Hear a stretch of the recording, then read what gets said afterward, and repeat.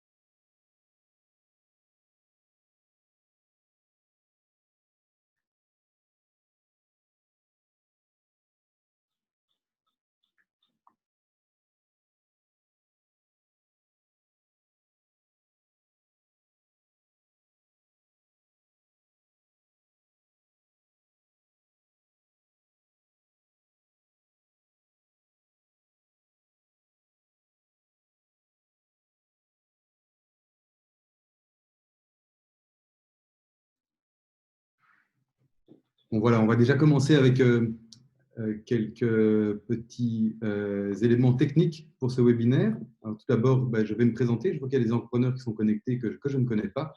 Donc, je suis Laurent Schill, je suis le secrétaire général de la Confédération Construction Bruxelles Capitale et j'ai le plaisir d'animer ce webinaire pour vous aujourd'hui. Alors, ce webinaire, alors déjà, je vous remercie à tous d'être présents. Donc, ça portera sur les mesures de soutien aux entreprises de la construction. Ce webinaire est organisé dans la suite de webinaires que la Confédération Construction Bruxelles Capitale a lancé à la suite de la crise du Covid-19, afin de pouvoir aider au mieux les entreprises à surmonter cette crise. Alors, au niveau des communications techniques, comme vous avez peut-être pu le lire dans la conversation, donc, il y a 3 boutons qui sont situés en bas de votre écran. Il y a 2 boutons que nous n'allons pas utiliser, c'est la conversation et l'option de lever la main. Par contre, je vous encourage à poser toutes vos questions en cliquant sur le bouton Q et R, questions et réponses. Et vous pouvez y écrire vos questions pendant toute la durée du webinaire. Et je poserai ensuite ces questions, je les résumerai et je les poserai à nos oratrices à la fin de leur exposé. Petite communication également, donc votre vidéo et votre micro ne sont pas activés, ils sont désactivés et ils ne sont pas activables. Donc ce webinaire va se passer en 2 parties. Premièrement, et c'est un honneur et un plaisir de vous recevoir aujourd'hui, Madame Barbara Tract. Donc, vous êtes secrétaire d'État à la région de Bruxelles-Capitale et vous êtes chargée de la transition économique et de la recherche scientifique. Et c'est d'ailleurs une première pour la région bruxelloise de ne pas avoir une ministre de l'économie, mais bien de la transition économique. Ça montre qu'il y a de la transition dans l'air. On vous laissera nous expliquer aussi un petit mot là-dessus. Et vous êtes aussi par ailleurs ministre-présidente du collège de la COCOF, mais ce n'est pas à ce titre-là que vous êtes présente aujourd'hui. Vous allez nous présenter en exclusivité les modalités pour pouvoir toucher les prix bruxelloises. Vous présenterez également le dispositif d'accompagnement pour les entreprises et d'autres outils financiers qui sont, pour l'instant, qui vivent des temps qui sont inédits et difficiles. Et on sait que toutes les régions, en ce compris la région de Bruxelles-Capitale, font tout leur possible pour les aider. Et ensuite, dans une deuxième partie, nous aurons Anne-Laure Lejeune, qui est conseillère économique à la Confédération Construction et qui vous présentera un résumé de toutes les mesures fédérales qui sont à votre disposition, à la disposition des entreprises qui en ont besoin. Ces mesures seront présentées en 3 axes. Le premier axe, ce sont les mesures sociales, ensuite les mesures fiscales et ensuite les mesures bancaires.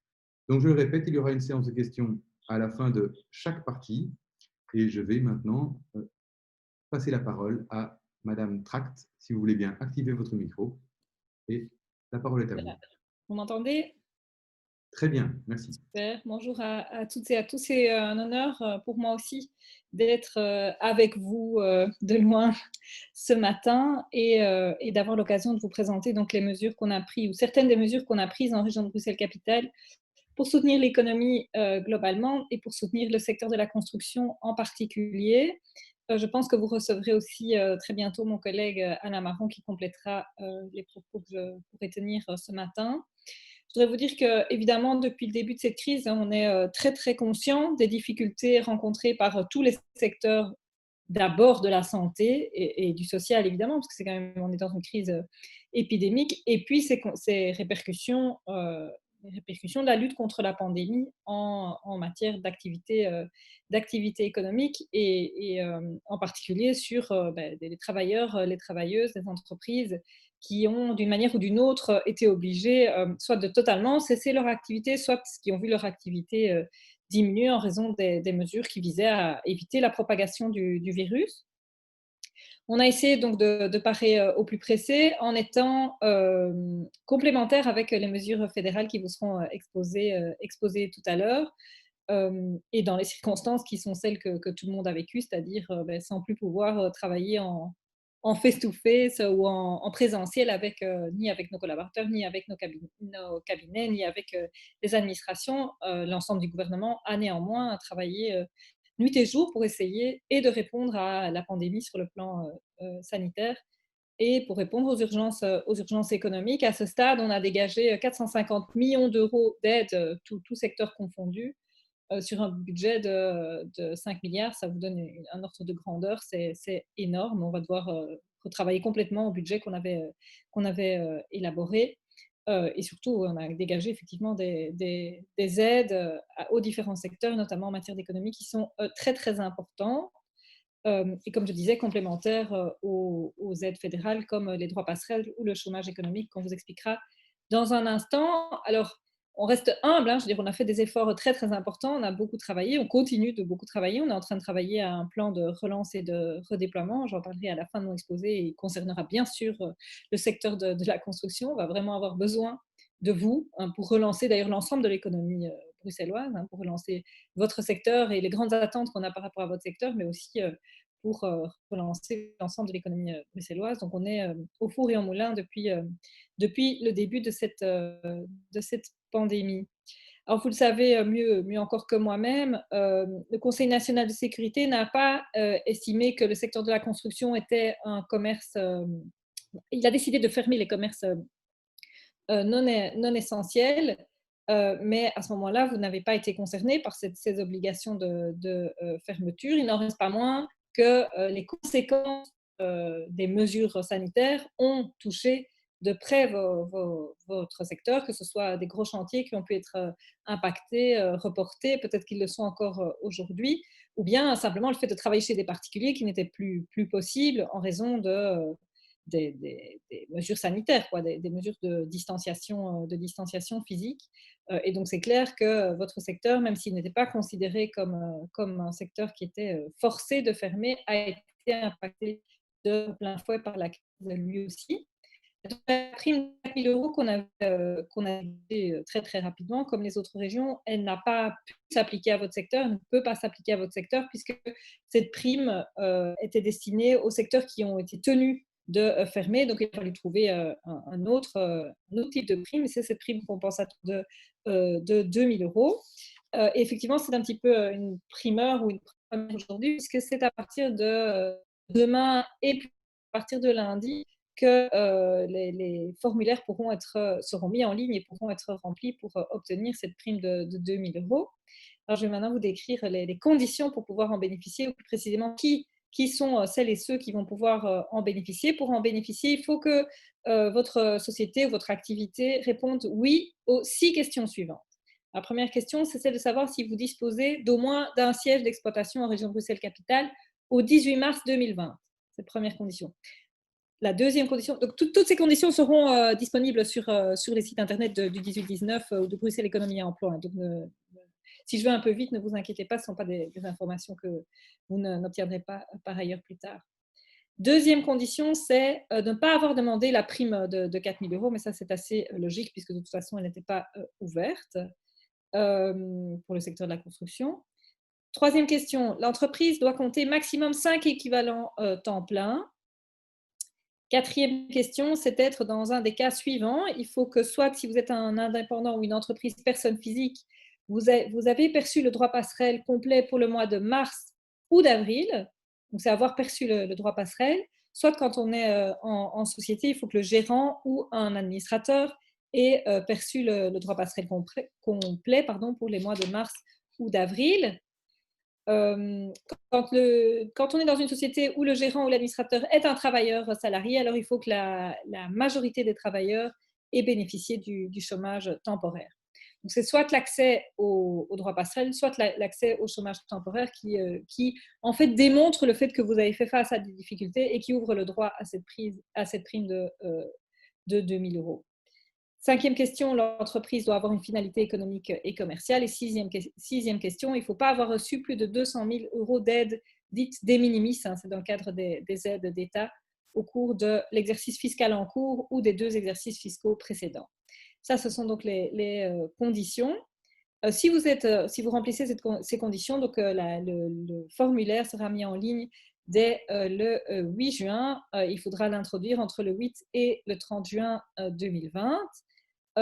Et dès demain, vous pourrez déjà aller sur le site de Bruxelles Économie Emploi avec votre numéro d'entreprise et votre numéro de registre national, et on vous indiquera exactement la liste des documents qui seront nécessaires de joindre à cette demande. Ce sera une première simulation de l'entrée en vigueur du dit formulaire. Une fois que le formulaire sera rempli, ce qu'on souhaite, c'est pouvoir payer le plus rapidement possible, évidemment. Alors, je sais que ça a pris du temps de mettre en place ce formulaire. La raison pour laquelle ça a pris du temps, c'est qu'on souhaitait traiter tous les secteurs de la même manière et on souhaitait payer le plus rapidement possible. Pour la prime de 4 000 €, on est arrivé à payer très rapidement les demandeurs. Ça se faisait dans la semaine, dans l'énorme majorité des cas, parce qu'on a réussi à automatiser les demandes, à avoir un traitement automatique en fait des demandes qui étaient introduites. Parce que si on fait un traitement manuel, donc si, il faut à chaque demande un fonctionnaire qui examine que l'ensemble du dossier est complet et qui vérifie chacune des pièces, eh bien, ça va prendre des mois. Or, on est dans une situation d'urgence. Et donc, on a pris un petit peu plus de temps pour arriver à une automatisation. On a dû attendre que le fédéral, c'est ça qu'on attend encore, que le fédéral nous donne l'identité des personnes qui bénéficient du droit passerelle et du chômage temporaire pour pouvoir effectivement traiter ces demandes le plus rapidement possible. En plus de cette prime de 2 000 €, il y a donc d'autres aides régionales qui existent. Notamment, on a souhaité de renforcer les mécanismes de microcrédit, soit ceux qui sont octroyés par des organismes régionaux, soit par des organismes classiques de microcrédit. Depuis le 26 mai, on a Brussoc, donc l'organisme régional, octroie des crédits de trésorerie de maximum 15 000 € à des taux réduits pour les indépendants ou les très petites entreprises ou pour les entreprises sociales. C'est un prêt qu'on a appelé le prêt Recover, donc qui est un prêt d'urgence qui permet donc de diminuer les tensions de la trésorerie, qui favorise aussi le redémarrage et le développement des activités économiques qui sont impactées par la crise actuelle. Donc, c'est un prêt de maximum 15 000 € qui est remboursable sur 3 ans maximum et dont le taux d'intérêt est de 1,75%. Donc, les entreprises qui peuvent solliciter ce prêt sont toutes les entreprises qui ont bien sûr été impactées par la crise et qui ont un besoin de trésorerie. Il s'agit donc d'entreprises tant en tant que personnes physiques ou qui ont des formes juridiques de sociétés commerciales. Attention qu'il s'agit toujours de prêts de trésorerie qui doivent donc être affectés à la reconstitution de fonds de roulement, l'acquisition de stocks ou le paiement d'arriérés. Pour les questions, enfin les conditions plus précises, je les ai ici. Je pourrais peut-être répondre à vos questions si vous en avez. Sinon, vous pouvez envoyer un mail à l'adresse suivante. Je l'écrirai après dans le chat. Covid Brussoc, donc Covid comme Covid Brussoc, @hub.brussels. Et là, vous aurez un lien vers un formulaire qui devra être complété. On vous indiquera l'ensemble des documents nécessaires pour l'obtenir. On a aussi donc ça, c'est via Brussoc, ce prêt Recover. On a aussi renforcé les organismes de microcrédit, de soutien aux micro-entrepreneurs comme Microstart, Credal et FBAUM pour leur permettre d'octroyer plus de microcrédits parce que c'était une demande importante dans le cadre de cette crise. Enfin, je voulais aborder avec vous le fait qu'il est possible aussi d'obtenir auprès de la région un accompagnement individuel, soit de manière plus généraliste via le 18-19, donc que vous pouvez contacter par mail ou par téléphone, soit parce que nous avons mis en place un pôle d'accompagnement d'urgence, et qu'on a non seulement mis en place, mais il existait déjà, le Centre pour entreprises en difficulté, mais on l'a renforcé. C'est un ensemble d'acteurs, tant de BCI, le Centre pour entreprises en difficulté, que public, comme Hub, les guichets d'économie locale ou les plateformes d'autocréation d'emploi, ou Finance Brussels. On a une espèce de consortium soit d'initiatives privées et publiques qui font de l'accompagnement individuel. Il y a près de 200 conseillers qui sont mobilisés. Il y a des coachs, des comptables, des juristes, de la médiation. Ça concerne plein de secteurs, les secteurs comme le commerce, la santé, l'audiovisuel, mais bien sûr aussi l'économie circulaire ou la construction. L'idée, c'est que quand vous faites une demande, on vous envoie dans les 24 heures une confirmation du suivi de la demande et on essaye, dans les 48 heures ou dans les 3 jours maximum, de vous obtenir un rendez-vous avec la personne qui est la mieux à même, parmi tous ces conseillers, de vous aider individuellement. Donc, ce n'est pas seulement des aides économiques ou des emprunts qu'il est possible de faire et qu'on a essayé de garantir, c'est aussi un accompagnement individuel pour faire face aux différents aspects que peut engendrer cette crise. Donc, pour conclure, voilà, il y a d'autres mesures d'aide qu'on pourra aborder tout à l'heure si vous le souhaitez. Je souhaitais principalement aborder celle-ci aujourd'hui et dans le cadre de cet exposé introductif. Je vous le disais en introduction, on travaille déjà avec le gouvernement, bien sûr, à la relance et au redéploiement. On croise les doigts qu'on ne se retrouve pas dans une situation sanitaire qui nous impose des retours en arrière. je suis convaincue, on est tous convaincus, et l'expérience que la région bruxelloise a depuis 15 ans, au moins avec le secteur de la construction, que la construction fera partie de la relance, ce sera indispensable pour le redéploiement de notre ville, mais aussi pour l'ensemble de l'activité économique et pour la réponse également aux défis et à l'urgence climatique. Et donc, je sais que dans les prochaines semaines et dans les prochains mois, on aura encore l'occasion de travailler ensemble et je l'espère de poser les jalons non plus d'une situation d'urgence, de répondre à des situations d'urgence, mais de construire de manière plus approfondie et plus durable le futur de la ville et de cette transition économique pour lequel le secteur de la transition, ou au cœur de laquelle le secteur de la transition occupera une place centrale. Voilà ce que je voulais vous dire dans le cadre de cette introduction. Je reste bien sûr à votre disposition.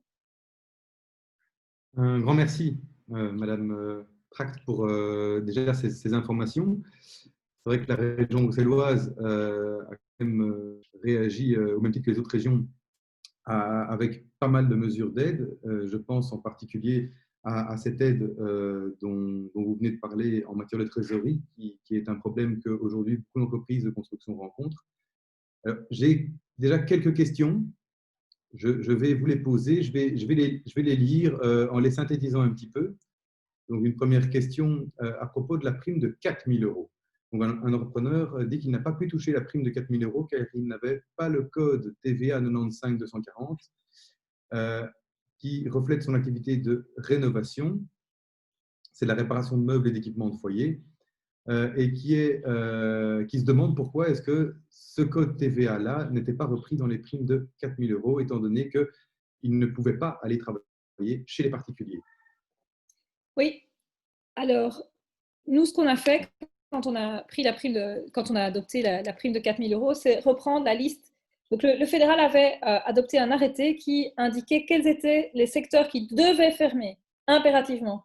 Pas ceux qui étaient empêchés de travailler parce que les règles sanitaires s'appliquaient à eux, mais étaient obligés de cesser toute activité. Et c'est eux qui ont eu droit à la prime de 4 000 euros. Et donc, on n'a fait que transposer la liste que le fédéral avait établie à notre prime.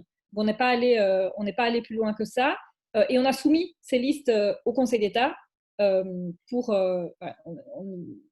être sûr qu'il n'y avait pas de secteur oublié ou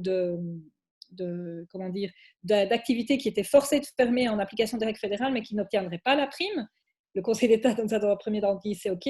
On a quand même constaté qu'il y avait certains secteurs pour lesquels c'était plus douteux, voilà, pour lesquels on a élargi la prime de 4 000 euros. Mais l'idée de la prime de 4 000 euros, le champ d'application de la prime de 4 000 euros, c'était vraiment les secteurs qui étaient contraints de fermer, avec une obligation de fermeture en application de l'arrêté royal du 23 mars, si je me souviens bien, du 23 mars 2020. Et je peux confirmer que c'est la règle qui a été suivie dans les trois régions du pays. Les entreprises qui ont eu droit aux primes plus importantes, les primes qui ont été lancées dès le départ, sont les entreprises dont l'activité a été fermée par la décision du gouvernement fédéral. Et c'est évidemment dans les trois régions que des primes telles que la prime de compensation, et c'est d'ailleurs pour ça qu'elle porte ce nom-là, se sont développées pour les entreprises dont l'activité a été touchée, mais n'était pas officiellement fermée. Très bien. Alors, une deuxième question d'un entrepreneur. De nouveau, je lis en synthétisant. Donc, le soutien à l'économie de manière plus générale est-il prévu? Compte tenu des conséquences à long terme sur les entreprises, carnet de commandes qui s'est vidé, ne devrait-on pas articuler d'autres mesures à plus long terme avec ces mesures court terme, telles que des réductions de charges ou la simplification de démarches administratives, avec un exemple concret donné par l'entrepreneur, le coût tant administratif que financier de la réservation de voiries dans certaines communes. Oui, donc ce qu'on a fait jusqu'ici, c'est nous, je dirais au niveau régional, mais c'est le cas aussi au niveau fédéral, séparé au plus pressé. On est dans des aides d'urgence encore aujourd'hui. Et d'ailleurs, dans certains secteurs, les aides d'urgence ne sont pas terminées. Vous avez sans doute entendu parler ce week-end, par exemple, et on en parlera beaucoup cette semaine, je pense, de mesures d'urgence à adopter encore pour le secteur de l'ORECA, qui est encore fermé, devrait ouvrir partiellement lundi prochain. On travaille en parallèle, on a commencé à travailler en parallèle à un plan de relance et de redéploiement. Et dans ce cadre-là, il va aussi falloir adopter des mesures, mais qui sont des mesures qui en partie répondent à l'urgence puisqu'il s'agit de sortir de la situation actuelle, mais qui auront un impact à plus long terme. Et c'est précisément ce qu'on est en train d'étudier et de travailler aujourd'hui, et la suggestion que vous faites pour le secteur, et d'autres suggestions que vous pourriez faire ici ou en nous envoyant des messages. Hein, je veux dire, c'est aujourd'hui qu'il faut nous adresser, je veux dire, cette semaine qu'il faut nous adresser ces messages. C'est ce qu'on est en train de, précisément ce à quoi on est en train de travailler. Une suggestion comme celle que vous faites, par exemple, pour permettre à des travaux d'avoir lieu, sont des suggestions concrètes qui sont très intéressantes. Merci bien. Alors, une autre question ici. Les primes en question, je pense qu'on parle donc des primes de compensation, sont-elles également disponibles pour les bureaux d'architecture qui, par excellence, sont avec des collaborateurs indépendants? Oui, oui. Donc, j'ai donné les conditions. On n'a pas, contrairement à la Flandre, nous n'avons pas défini par secteur. Je veux dire, pourvu que vous remplissiez les conditions, on ne dit pas tel secteur-là et tel secteur ne l'a pas. La prime compensatoire, elle s'applique à n'importe quelle activité, y compris à ceux qui ne sont pas spécialement assujettis à la TVA par ailleurs. Donc, il y avait des questions notamment, par exemple, des dentistes ou des kinés, par exemple. Eh bien, eux, ils ont droit aussi à cette prime de 2 000 euros. Donc, il n'y a pas de conditions liées au secteur d'activité. Très bien. Alors, encore une question, peut-être un rappel. Donc, concrètement, sur quel site devra-t-on aller demander la prime compensatoire à partir de lundi? Oui. Donc, ce sera sur le site de Bruxelles Économie et Emploi. Mais quoi qu'il arrive, normalement, tous les sites vont vous renvoyer vers ce site-là. Donc, si vous allez sur le site du 18-19, par exemple, on vous renverra là aussi. Donc, je veux dire, normalement, vous ne devriez pas vous perdre. Et voilà, le 18-19 reste aussi toujours une porte d'entrée généraliste, que ce soit d'ailleurs pour les aides régionales, toutes celles que j'ai décrites et d'autres encore, ou pour même des démarches que vous voulez faire à d'autres niveaux de pouvoir, même pour avoir des infos sur ce que fait votre commune, enfin, ce que fait la commune dans laquelle vous travaillez ou vous envisagez de travailler. Toutes ces infos, le 18-19 est aussi une porte d'entrée unique. Mais ce sera bien sur le site de Bruxelles Économie et Emploi.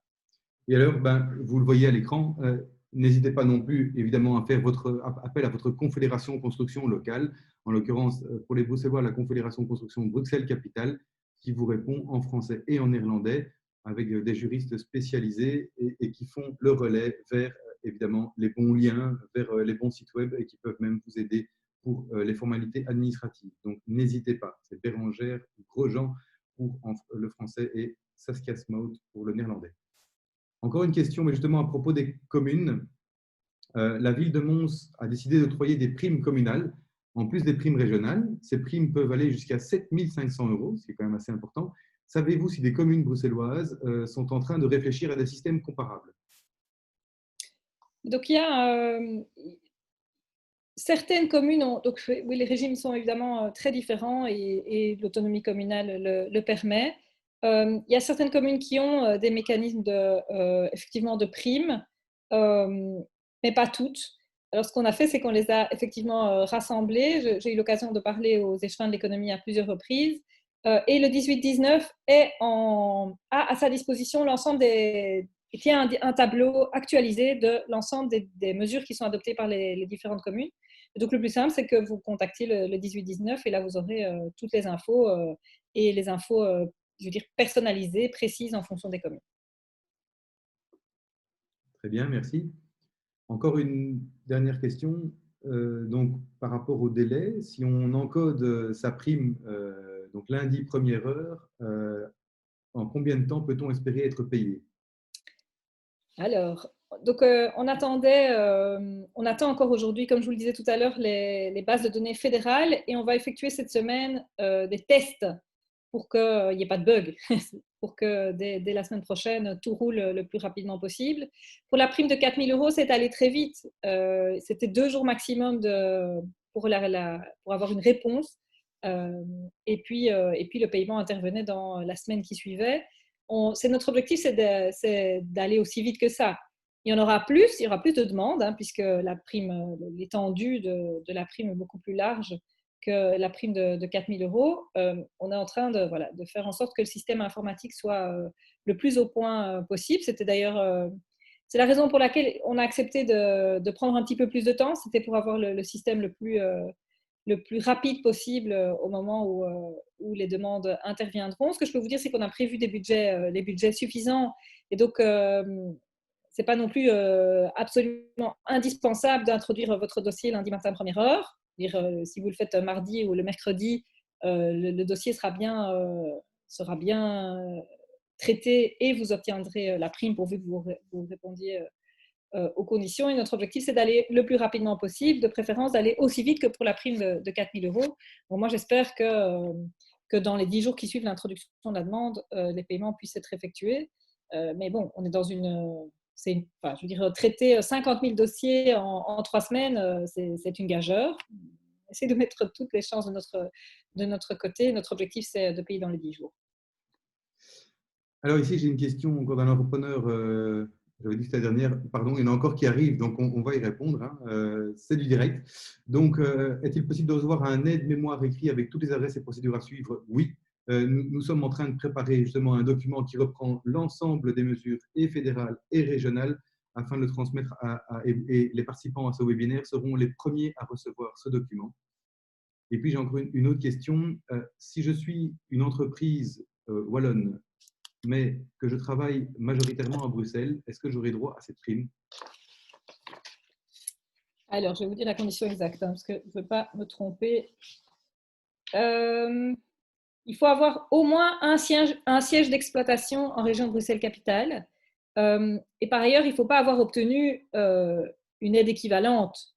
Je veux dire, si vous n'obtenez pas à Bruxelles parce que vous n'avez pas un siège d'exploitation en région de Bruxelles-Capitale, en principe, l'aide similaire qui existe en Wallonie vous est accessible. C'est ça. Mais sinon, un siège d'exploitation suffit. Oui. Ça peut être un dépôt ou autre, et il ne faut pas avoir alors touché la prime de compensation dans une des deux autres régions. Oui. Mais on peut, et peut-être alors, pour clôturer, je ne vois plus d'autres questions qui arrivent, mais donc pour clôturer, au niveau des cumuls, parfois les entreprises se posent quand même la question, est-ce que j'ai le droit de bénéficier de ça si j'ai déjà bénéficié de ça? Quels sont tous les cumuls possibles entre les mesures fédérales et régionales? Donc on entend que les primes de compensation ne peuvent pas être touchées dans deux régions différentes, mais est-ce qu'on peut sinon cumuler toutes les autres aides? Donc, si vous souhaitez faire un emprunt comme un recover que je vous ai exposé tout à l'heure, il n'y a pas de souci.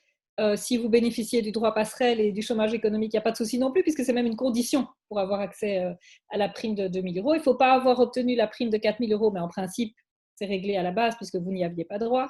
Donc, je veux dire, pour l'ensemble des aides régionales, des emprunts qui sont possibles, il n'y a pas de je ne vois pas de zone de cumul qui serait interdit. Par contre, avoir obtenu la même aide en région wallonne ou en région flamande, ça ne va pas. Un grand merci. Et donc, a priori, toutes ces aides sont tout à fait cumulables. Et je vous le répète, n'hésitez pas à prendre contact avec nos juristes qui pourront vous guider dans tout ce qui est disponible pour vous aider à surmonter cette crise. Madame Barbara Trac, je vous remercie grandement pour votre participation. C'est moi. Et peut-être à une prochaine. Hein. Oui, avec plaisir. Bonne journée à vous. À vous aussi. Et alors maintenant, nous allons passer à la deuxième partie de notre webinaire. Et je vais donc maintenant céder la parole à Anne-Laure Lejeune, qui va nous parler des mesures fédérales à disposition des entreprises. Anne-Laure, donc je t'invite à allumer ton micro.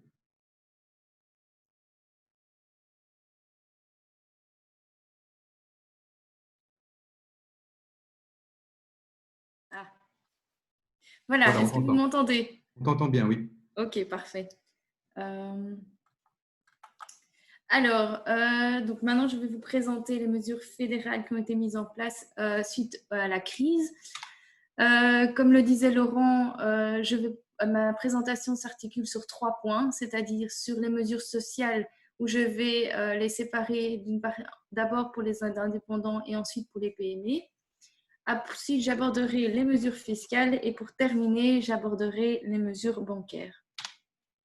Commençons par les mesures sociales pour les indépendants, c'est-à-dire le droit passerelle de crise qui est le revenu de remplacement.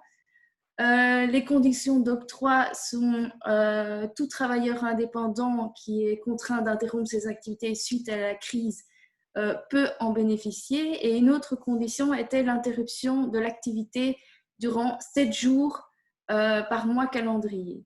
Alors ici, j'attire votre attention puisque, comme le disait Madame Tracht tout de suite, le secteur de la construction a été fortement impacté et donc il a été considéré comme une exception pour bénéficier du droit passerelle pour le mois de mars, avril et mai. Et donc, vous pouviez prétendre à ce droit dès le premier jour d'inactivité.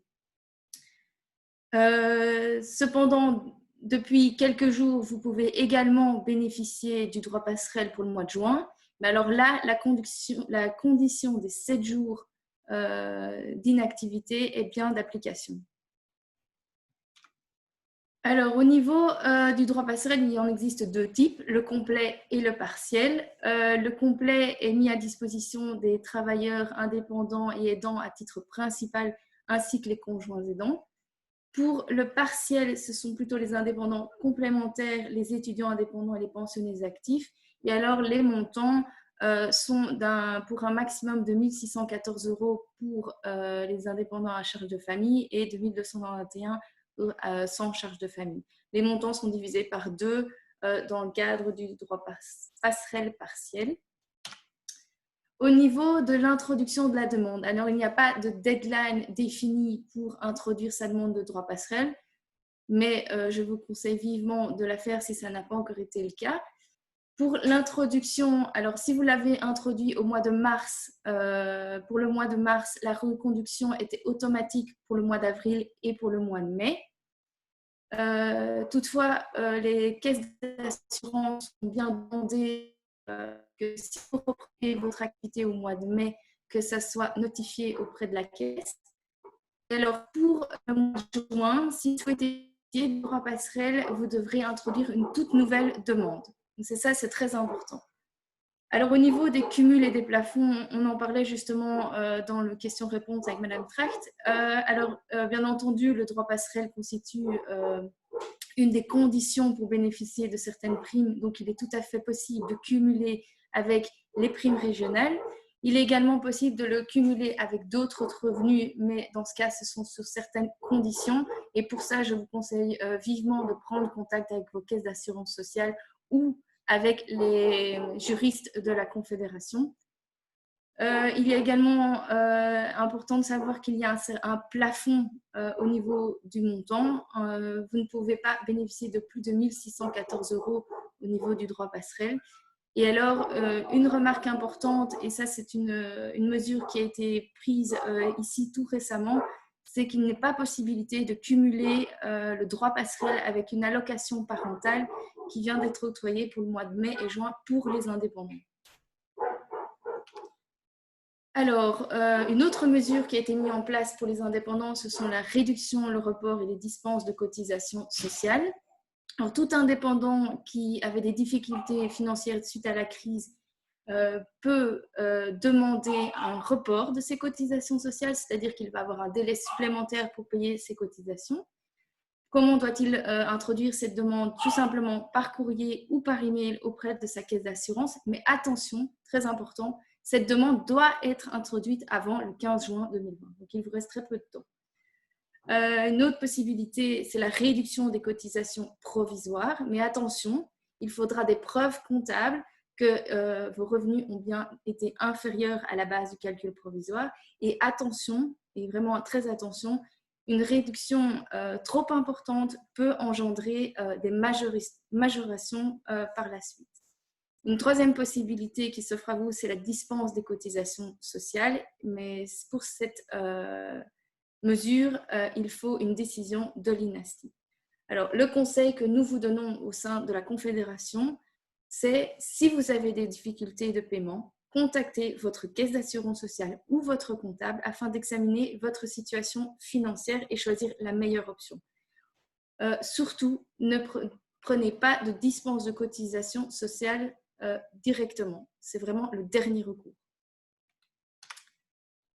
Alors, maintenant, on va passer au niveau des PME. Alors, quelles sont les mesures qui ont été prises pour ces PME? Tout d'abord, il y a le report des cotisations ONSS pour le premier et deuxième trimestre, et cela au 15 décembre 2020. Trois situations étaient possibles. Alors, tout d'abord, le report automatique pour toutes les entreprises qui ont dû fermer, ce qui n'est pas le cas de la construction. Nous avons également une situation telle que le report pour les entreprises qui ont volontairement fermé complètement, c'est-à-dire qu'il y a eu arrêt de la production et des ventes. Certains employés ont pu continuer à travailler. Et alors, pour en bénéficier, il faudra faire une déclaration sur l'honneur via le site de l'INEST. La troisième possibilité était le report pour les entreprises qui n'ont pas fermé, mais qui ont vu leur activité économique fortement réduite. Alors, c'est-à-dire une activité avec une très forte chute du chiffre d'affaires au deuxième trimestre 2020 et ou une diminution d'au moins 65% de la masse salariale déclarée auprès de l'ONSS. Pour bénéficier de ce report, comme pour les entreprises qui ont volontairement fermé, il faudra faire une déclaration sur l'honneur via le site de l'INASTI. La deuxième mesure mise en place pour les PME est le chômage temporaire. Donc, le chômage temporaire pour cause de Covid-19 tombe dans le chômage temporaire pour force majeure. Cette mesure a été largement simplifiée et d'application au moins jusqu'au 30 juin 2020. Quels sont les travailleurs qui peuvent en bénéficier? Les ouvriers et les employés, mais également les travailleurs intérimaires pendant toute la durée de leur contrat intérimaire, et également les apprentis qui suivent une formation en alternance. Alors, la poursuite ou la reprise de l'activité n'a pas d'influence sur l'utilisation de la procédure du chômage temporaire, c'est-à-dire que les entreprises peuvent avoir certains travailleurs travail et d'autres chômage.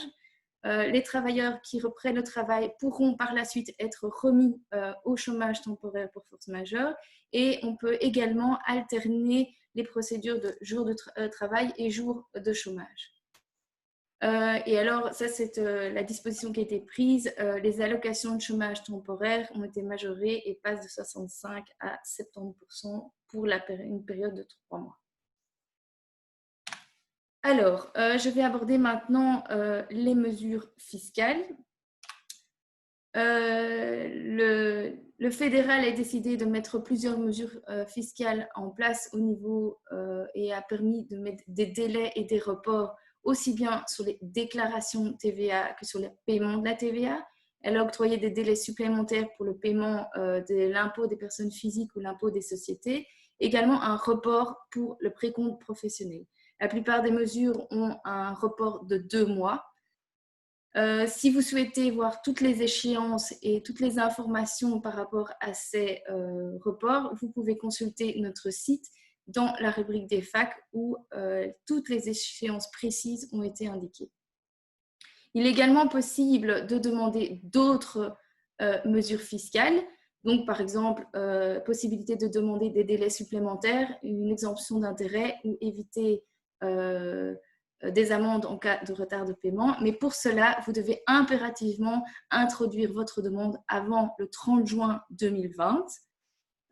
Pour quelle dette vous pouvez demander des reports? Par exemple, pour les précomptes professionnels, la TVA, l'impôt des personnes physiques et des sociétés, ainsi que l'impôt des personnes morales.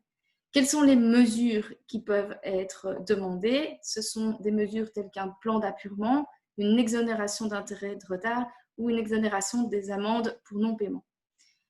Pour la procédure étant assez longue, je ne peux pas la décrire ici directement, mais par contre, elle a été intégralement détaillée sur notre site dans la rubrique des FAQ. Alors, à présent, abordons le dernier point qui sont les mesures bancaires. Alors, le fédéral a mis en place un report de crédit aux entreprises. Quel est le principe? C'est un report du remboursement du crédit pour un maximum de 6 mois. Cependant, j'attire votre attention, les intérêts restent dus. Ça signifie que l'emprunteur terminera aussi de rembourser son crédit 6 mois plus tard. À cela, il n'y a aucun frais de dossier, aucun frais administratif pour le report du paiement. Quelles sont les entreprises qui peuvent bénéficier de ce report de crédit? Ce sont les entreprises non financières, les PME, les indépendants ou les organisations sans but lucratif. Quel type de crédit qui peuvent être reportés? Ce sont les crédits avec un plan de remboursement fixe, les crédits de caisse ou les avances fixes. Attention toutefois que les leasings ne font pas partie de l'accord avec les banques. Febelfin a néanmoins demandé aux sociétés de leasing d'analyser au cas par cas les situations et d'aller dans les mêmes directions. Au niveau des conditions d'octroi, bien entendu, vous devez avoir des difficultés de paiement suite à la crise, c'est-à-dire une diminution du chiffre d'affaires ou de l'activité, avoir eu recours au chômage temporaire ou complet, et avoir eu soit l'obligation de fermeture de l'entreprise ou avoir pris des mesures pour endiguer la propagation du virus. Bien entendu, l'entreprise ou l'organisation doit se trouver en Belgique et vous ne devez pas avoir de retard de paiement sur vos crédits en cours, sur les impôts ou sur vos cotisations auprès de la Sécurité sociale au 1er février 2020. Vous ne devez aussi avoir rempli toutes vos obligations contractuelles auprès des banques durant les 12 derniers mois. Alors, au niveau de l'échéance de ce report de crédit aux entreprises, toute demande qui était introduite avant ou au 30 avril 2020 bénéficiait donc d'un report de 6 mois maximum, ce qui faisait une échéance au 31 octobre 2020. Toutes les demandes qui seraient introduites après le 30 avril 2020, la date limite reste fixée au 31 octobre 2020. Alors bien entendu, le report de paiement ne peut être obtenu que pour des échéances mensuelles futures. Si vous avez des questions, contactez votre institution bancaire qui est parfaitement au courant des mesures fédérales qui ont été mises en place et qui pourront vous aider. Le dernier point concerne la garantie bancaire que le fédéral a mis en place.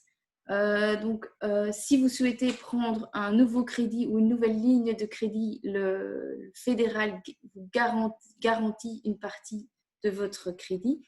Ceci pour une durée maximale de 12 mois. Donc, c'est bien votre crédit qui ne peut avoir une durée maximale de 12 mois. Et vous devez impérativement introduire votre demande avant le 30 septembre 2020.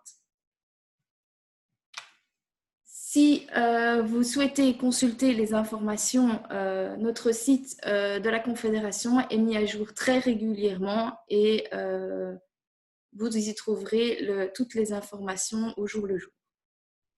Voilà. Si vous avez des questions, n'hésitez pas. Merci Anne-Laure pour cet exposé. Je pense qu'il était très clair. Je n'ai pas vu de questions arriver en direct. Moi, j'en ai quand même une. On a entendu parler donc, très récemment d'une aide donc, concernant l'allocation parentale. Est-ce que tu peux peut-être expliquer un petit peu plus s'il y a un lien avec le droit passerelle? Est-ce qu'elles sont cumulables ou pas? Oui, voilà, tout à fait. Donc, depuis quelques jours, tout indépendant qui le souhaite peut prendre une allocation parentale Covid-19, donc qui peut être comparable, si on veut, au congé parental pour les salariés.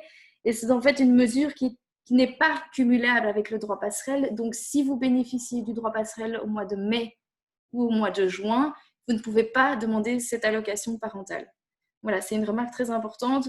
Après, les montants de l'allocation sont d'environ 500 € ou de 875 € selon ce soit une famille monoparentale ou pas. Et toutes les informations au sujet des allocations parentales peuvent se prendre au niveau des caisses d'assurance sociale. Voilà. D'accord, c'est clair. Alors, je laisse encore peut-être quelques secondes aux participants pour envoyer leurs questions s'ils en ont par rapport à cet exposé. Ou sinon, je prends le postulat que cet exposé était très clair et je te remercie, Anne-Laure, Avec pour nous plaisir. avoir expliqué aussi clairement toutes ces mesures qui sont quand même relativement complexes. Je vous rappelle encore une fois, n'hésitez pas à contacter votre confédération locale. Nous vous aiderons certainement à y voir clair, à voir à quelles aides vous avez droit dans votre cas précis. Alors, vu qu'il n'y a plus de questions qui arrivent, je vais vous remercier à tous pour votre participation à ce webinaire. Je voudrais également remercier toute l'équipe technique de la CCBC, en particulier Lynn et Ikram, mais toutes les autres personnes aussi qui sont derrière l'organisation de ces webinaires. Et je sais que ces webinaires ont été organisés dans la période de crise, à des horaires en journée. On est évidemment en train de réfléchir à la manière dont on va continuer ces webinaires, étant donné que c'est la reprise. Et donc, il va y avoir une réflexion à ce niveau-là. Est-ce que l'outil webinaire continue? Certainement, mais sous quelle forme et à quels horaires? On est en train d'y réfléchir. Mais de toute façon, je vous donne déjà rendez-vous pour notre prochain webinaire qui va répondre à beaucoup de questions que vous vous posez, entrepreneurs de construction, en cette période de reprise à la suite de cette crise sans précédent. Et ce webinaire se déroulera le 10 juin et ça portera donc sur les contrats d'entreprise. Donc, quels sont les impacts de la crise sur les contrats d'entreprise? C'est Elke Van Overwal, la responsable du département juridique de la Confédération nationale, qui vous fera un exposé sur le sujet et répondra à toutes vos questions. Et je regarde encore entre-temps, mais non, il n'y a toujours pas de questions, Anne-Laure. Donc voilà, c'est que tu étais clair. Je te libère donc également. Ah, attendez. Pardon. C'est moi qui me trompe. J'ai des questions, excusez-moi. Alors, au niveau du chômage temporaire lié au Covid, jusque quand cette mesure est-elle d'application?